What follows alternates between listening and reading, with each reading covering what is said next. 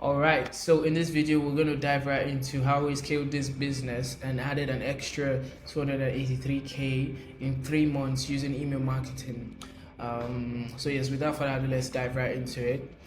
Before we started working with this brand, they typically generated about 15 to 36K from their emails on the back end, which meant they were losing out on a ton of potential revenue because they were not utilizing email marketing effectively. So yeah, the brand owner specifically asked us to help scale their email revenue to at least 30 to 50% of their current store revenue because they thought they had the potential. And then when we also sort of like went through, did an analysis of their SKUs, we saw that they had a lot of SKUs, a lot of upsell and cross-sell opportunities they were not utilizing, right? So a few problems that hindered their growth includes their list growth. It was almost stagnant because lead generation strategy was pretty much all over the place. Their email audience were not consolidated, right? Because that's also a crucial issue that we find with most e-com brands. Their list is always all over the place. Their list and segmentation strategy is always all over the place. So it was similar also to what we saw on this brand backend. Their email audience were not consolidated, and because they had no effective list and segmentation strategy, email profiles were largely untrackable. Email campaigns were being sent like once in 3 months or so. Email flows and automations were not tailored to the ideal customer's journey, and so they were interfering with each other, causing sort of like dissonance. All of their emails were built without best conversion practices in mind. Some even had no CTA in them. So yeah, these were just a few of the problems they had. And then when we started working with them, immediately we started working with them. As you can see here on this dashboard, the first thing we did was we performed a deep audit of their existing email funnel, and this helped us to identify areas for improvements that needed to be implemented as soon as possible, right? So like issues were jumping right out of the screen to us, and we knew that we had to tackle this as soon as possible. As soon as this was done, we had a clear roadmap of what had to be done. For information, the brand owners were not too keen on blasting emails to their subscribers, emphasis on blasting, because that was the mindset they had towards sending emails, right? They had this sort of like pessimistic mindset towards sending emails to their audiences often. So I had to convince them that they don't necessarily have to blast emails, so to speak. They just have to be consistent with their email sends, right? So we had to dial back on a ton of frequent email sends that we could do, but we still managed to pull off a substantial return on investment from emails for the business, as you will see later on. So we began implementing a fairly robust retention-focused strategy that covered all grounds end to end, allowing potential email revenue to start pouring in. And within the first 15 to 30 days, substantial results became noticeable. So yes, the current email metrics as of now, key metrics to note is, since implementing our email strategy, we've helped the brand attain impressive growth in key metrics. Email revenue grew to $83,000 in the first month, hitting about 29.9% of total store revenue from 15 to 10% range. Average monthly revenue from weekly email campaigns only rose from average monthly revenue from weekly email campaigns only rose from $0 to 28K. Optimized forms converted 180% more qualified leads on the website to ongoing email subscribers and customers on the back end. Over 215K revenue was driven from email flows and automations till date. Right. So these are dashboards. Right, these are snapshots of their dashboard as of this moment. As you can see, the campaign performance rose a little, like from $0. This was literally $0 when we came in. And then this is their flow performance. This is the amount of money they did recently. This is the amount of revenue they did recently. And also, as you can see here on this dashboard, their deliverability score did not suffer from our email sends in any way, right? So we tailored a strategy that did not cost them their deliverability or cost them trust in their email subs, right? So, and as you can see here, this is the most recent dashboard here. I'm going to get into the nitty-gritty.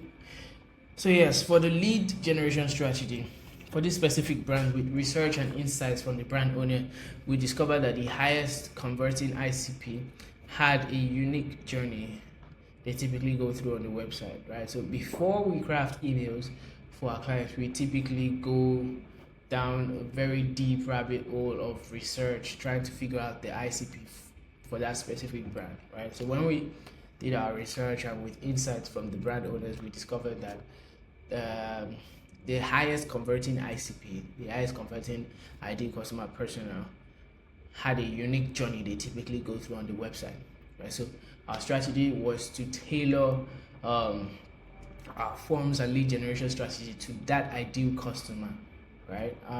So we tailored the pop-up forms to the ideal customer journey using time delays and specific page targeting features, and we displayed proven offers, right? Offers that we know will convert a ton. We display them to the customers vis-a-vis customer conversions, to drive form conversions vis-a-vis customer conversions. Also, we made sure to split test and create mobile optimized and desktop optimized versions for optimal performance. As you can see here, the desktop form was converting about 3% submit rate, which is fair for desktop users, and then the mobile discount form was converting about 5.64 submit rate consistently. And just this brand wasn't a typical e-commerce brand per se. They were sort of like also dabbling into B2B sales, so these numbers are sort of like very fair for this type of brand and the type of customers they were targeting, right? So as mentioned earlier, when we started working with this brand, they initially had no list consolidated and 0 segments were created, talk less of being leveraged, right? So we came in and consolidated their email audience flow to a master list, which is all what we recommend for all our clients, and also created core segments that will later on be leveraged for targeted and personalized email communications. As you can see here, engage 30 days down to 180 days, and exclude profiles that needed to be excluded in campaigns. So going forward into the email flow strategy, these are the flows we set up. Starting with the lowest hanging fruit, we gradually build out email flows starting from the first week, and automations tailored to the specific brand's positioning and customer journey. Here are some of the flows we set up: welcome flow, of course, browse abandonment flow, A/B checker flow. And the thing is, we didn't even set up the entire flows that we have in our arsenal, right? Because like I said earlier, this brand wasn't too keen on blasting their email subscribers with a ton of emails, right? So these were sort of like just the bare minimum of flows that we could set up without actually conflicting with the brand owner's desires, right? So welcome flow, browse abandonment flow, A/B checker flow, post purchase, customer thank you flow, post purchase, fulfill that flow, product review, submitted a review, post sale, and a sunset flow. And here is a quick snapshot of how the flows were performing recently. Moving on, the campaign strategy we implemented was also it also had to be tailored to the brand owner's desires, because they seriously were not too keen on sending a lot of email campaigns. So by now you probably already know that, but we managed to convince them, like I said, to send 1 campaign per week at least, right? So as to keep the list healthy and engaged, right? Which is what we recommend for all of our campaigns. Just send a campaign at least, right? 1 per week. Maybe if you want to go lower than that, maybe just 2 per month, but send campaigns, right? The campaigns, you have to view the campaigns as basically that email that would draw them out and sort of like create awareness for them to visit your website, and then your flows can now trigger based on their actions on your website, right? So if there's no campaign, there will be no awareness for them to sort of like remind you and come and visit your website, and that usually leads to churn in the long run, because they tend to forget about the brand after a long time, right? So here are some results from the campaigns we sent recently, not too long ago. And as you can see, although it started quite low on the numbers, but as we sent the campaigns more frequently, as you can see, it started to convert more. Moving forward, right around the second to the third month, we started rolling out some A/B testing and optimization to the current setups. As soon as we got most of the bulk worked out in, we started rolling out A/B tests to keep the funnel fresh and optimized. Right below are some screenshots of time-based A/B tests we ran on different flows, and as you can see, these are well converting flows, successful A/B tests, right?